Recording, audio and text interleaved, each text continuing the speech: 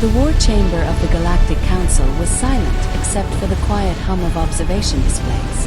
Across the circular hall, dozens of alien representatives studied the same dossier projected above the table. Humanity.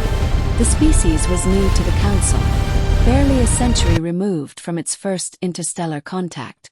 Compared to civilizations that had ruled star systems for millennia, humans were young, aggressive, and unpredictable. But the real concern was not their youth. It was a phrase that kept appearing throughout every intelligence report. Special Forces. The words appeared again and again in human military records. Every Council analyst who studied Earth's conflicts came to the same unsettling conclusion. Whenever human wars reached their most desperate moments, these units appeared. And when they did, battles ended. Records from early human conflicts described small teams destroying heavily fortified enemy positions deep behind hostile lines. Entire supply networks vanished overnight. Prisoners were extracted from impossible locations. Enemy commanders disappeared without explanation. Even more troubling was how little information existed about them. Human military documents described the units only in fragments. Most operational details were classified, encrypted, or intentionally vague. To the Council's military analysts, the pattern was obvious. Humanity's special forces were the species' true weapon. Several Council members quietly concluded that these elite units were likely the reason humanity had survived so many wars on its homeworld. A species capable of producing soldiers like that could not be underestimated. Yet the rest of the human military seemed ordinary. Their structure followed simple patterns: infantry divisions, armored units, logistics corps, engineers.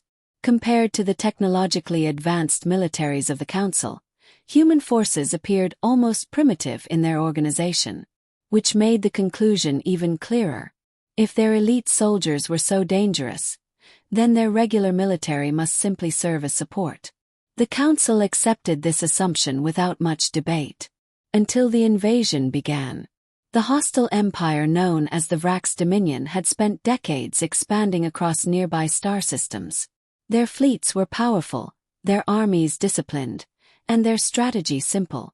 Overwhelm weaker species before alliances could form. When the Dominion's fleet entered human territory, the Council monitored the situation with interest. The target was a small human colony world located on the frontier of Council space. It was not heavily fortified. It possessed no major defensive fleet. From every strategic perspective, the colony should have fallen within days. The Dominion launched their assault with brutal efficiency. Orbital weapons bombarded the colony's defensive grid.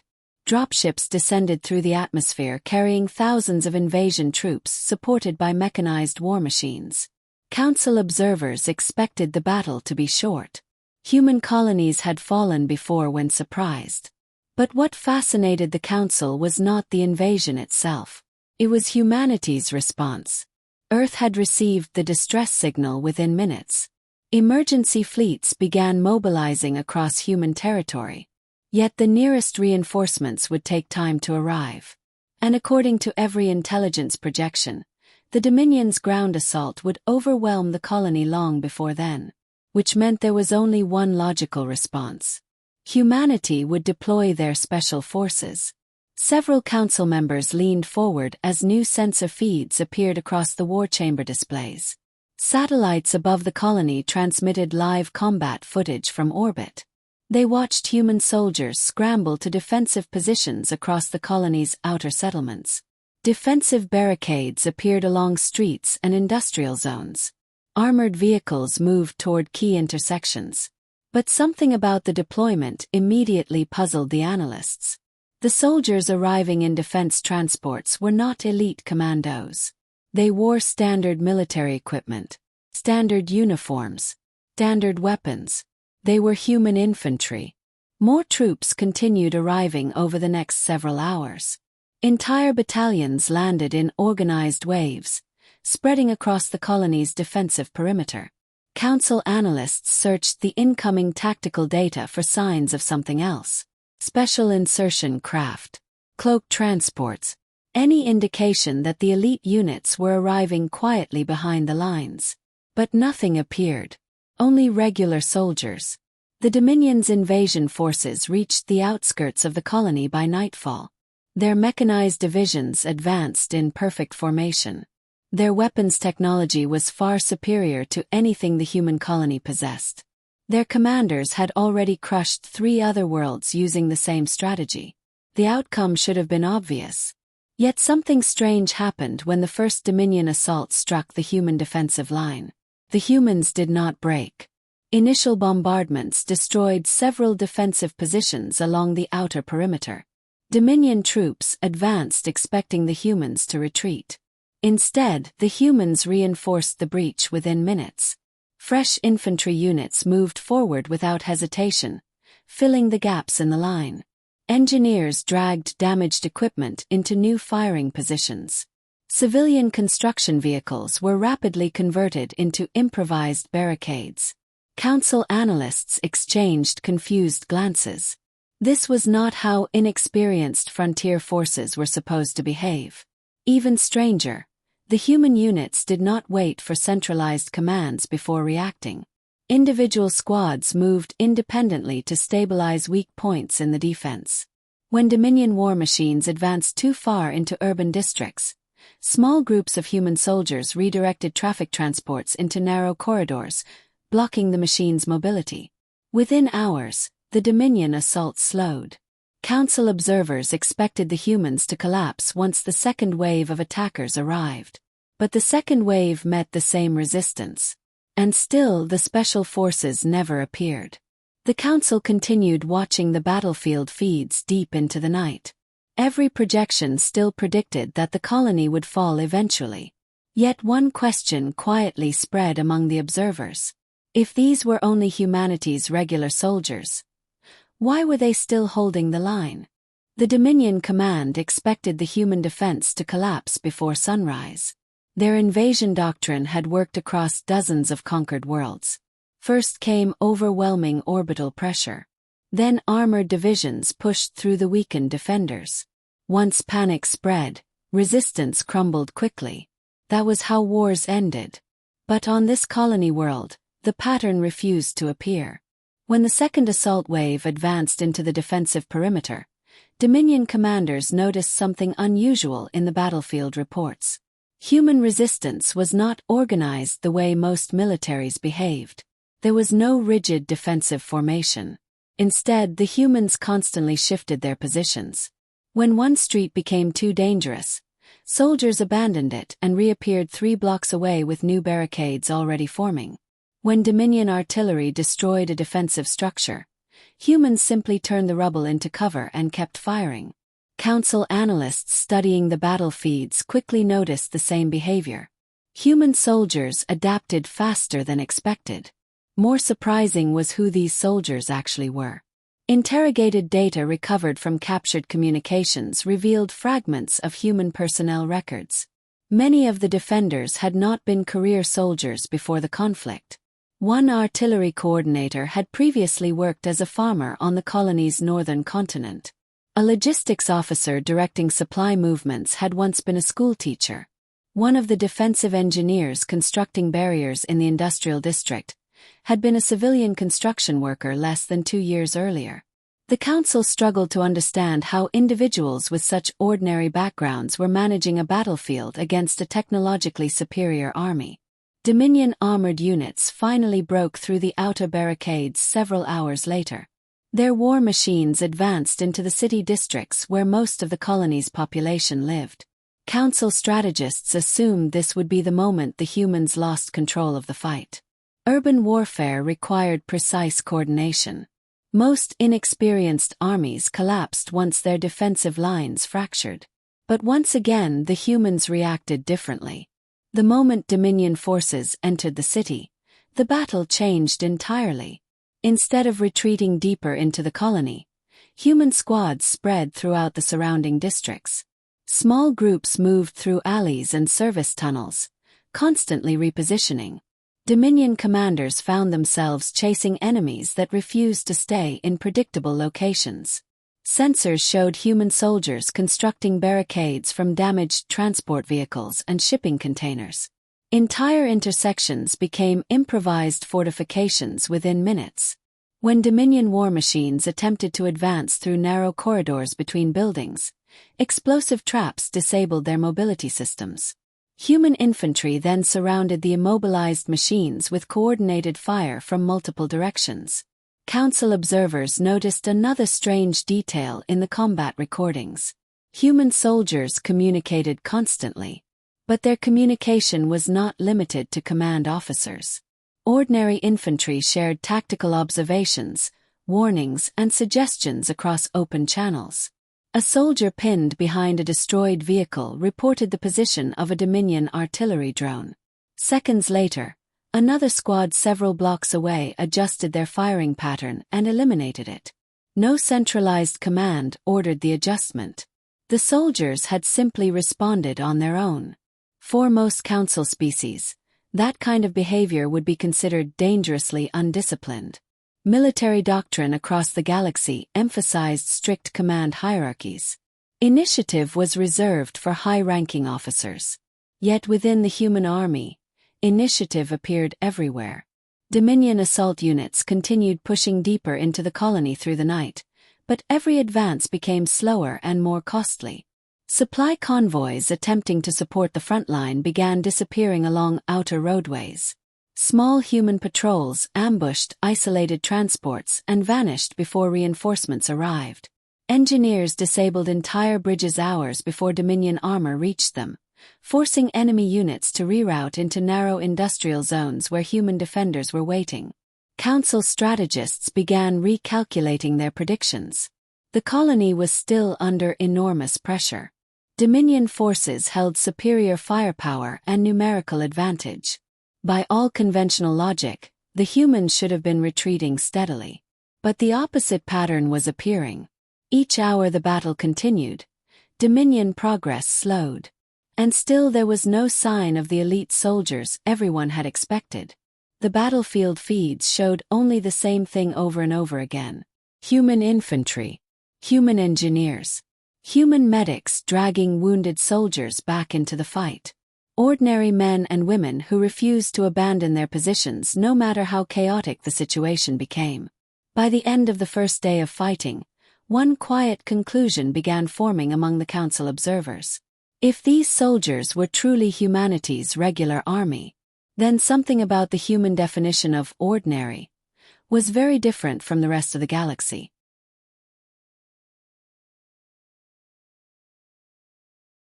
By the third day of the invasion, the Dominion command structure faced a situation it had never experienced before. Their forces had achieved multiple breakthroughs across the colony's outer districts. Entire sectors had fallen under Dominion control. According to every known military doctrine, the defenders should have collapsed once their perimeter shattered. Yet the humans continued fighting as if the loss of territory meant nothing. Council analysts studying the combat transmissions realized the human strategy was changing again. The defenders no longer attempted to maintain a continuous defensive line. Instead, their units scattered throughout the occupied zones, turning every street, factory complex, and transit corridor into isolated resistance points. Dominion armor columns advancing through captured sectors began encountering constant disruptions. Supply carriers vanished along transport routes that had been secured hours earlier.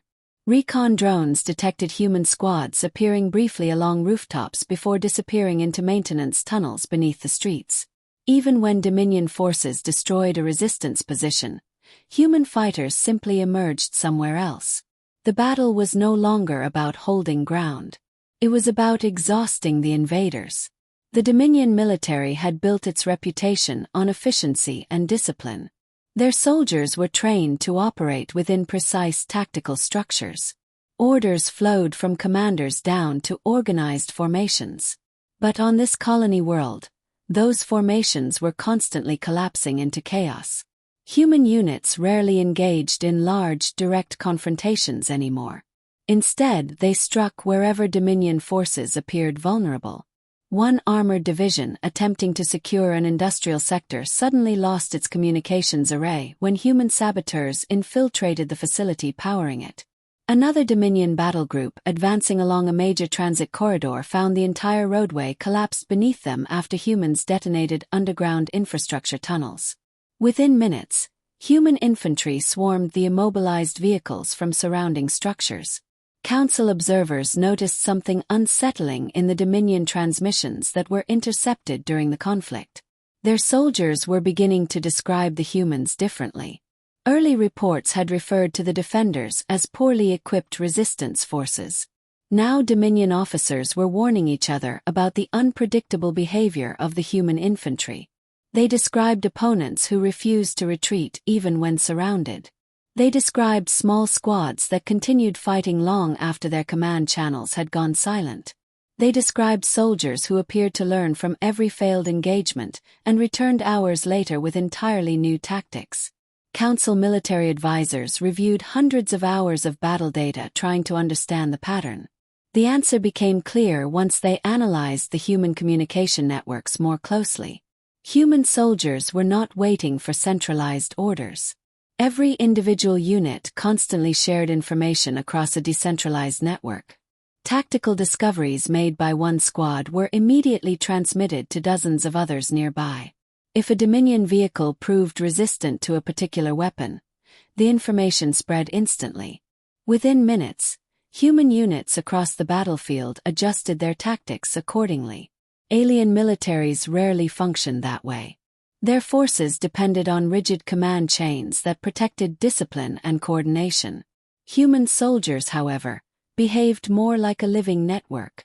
Each soldier contributed observations. Each squad adjusted based on new information. The army adapted faster than any single commander could have planned.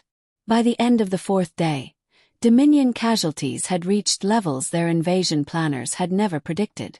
Entire armored divisions had been forced to withdraw from sectors they had previously captured. Supply shortages began affecting forward units because transport routes were under constant harassment. The Dominion still possessed superior technology. They still controlled more territory across the colony. But something had changed. Their momentum was gone.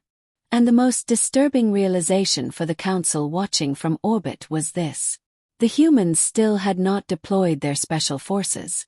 Every battle report still listed the same combat units. Infantry companies, engineering detachments, medical support teams. The same ordinary soldiers who had arrived at the beginning of the invasion were still the ones fighting now. A quiet conversation began spreading among the Council representatives as they watched the war unfold. They had expected humanity's elite soldiers to turn the tide of battle.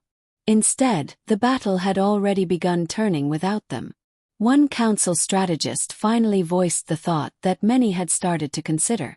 If these were only humanity's regular soldiers, then perhaps the galaxy had misunderstood the true strength of the human military all along. By the sixth day of the invasion, Dominion commanders began transmitting reports that alarmed their own leadership. The problem was no longer battlefield losses. The problem was morale. Their soldiers had expected a swift campaign against an isolated human colony. Instead, they were trapped in a war that refused to behave logically. Every time Dominion forces believed they had secured a district, human resistance returned within hours. Roads that had been cleared of defenders suddenly erupted with ambushes. Supply routes that appeared safe on every sensor scan were attacked without warning. Human soldiers refused to fight the way the Dominion expected. They did not surrender when surrounded. They did not collapse when cut off from command networks. Even wounded defenders often continued fighting until evacuation teams arrived. Dominion officers began reporting something even more disturbing. The humans were not slowing down. Fatigue, fear, and supply shortages should have weakened them by now. But the human defenders continued reorganizing their positions, repairing damaged equipment, and launching counterattacks whenever Dominion forces paused. Council observers studying the battlefield feeds began noticing a deeper pattern behind the chaos. Human soldiers were not simply resisting. They were learning. Every engagement improved their coordination. Every failed defense produced a new strategy. Every destroyed vehicle or damaged building became part of the next improvised defense line. Within days, the battlefield had transformed into something the Dominion army had never encountered before. It was no longer an invasion zone. It was a constantly shifting maze designed by human defenders who adapted faster than the attackers could respond. The Dominion's advanced war machines still dominated open terrain, but humans rarely fought in open terrain anymore. They fought from rooftops, underground tunnels, collapsed factories, abandoned transit systems, and maintenance corridors the invaders had never mapped. The longer the battle continued, the less effective Dominion technology became, and the more dangerous the human infantry appeared. Intercepted communications from Dominion officers revealed the growing fear spreading among their ranks. They described enemies who refused to retreat even when defeat seemed inevitable. They described defenders who rebuilt fortifications overnight using the remains of destroyed equipment. They described human squads appearing in sectors that had already been cleared hours earlier. The Dominion command attempted one final massive assault to break the colony's resistance. Multiple armored battle groups converged on the central districts where the remaining human defenders were concentrated. Orbital bombardments softened the area before the ground assault began. From every strategic perspective, the humans should have been overwhelmed. Instead, the assault collapsed.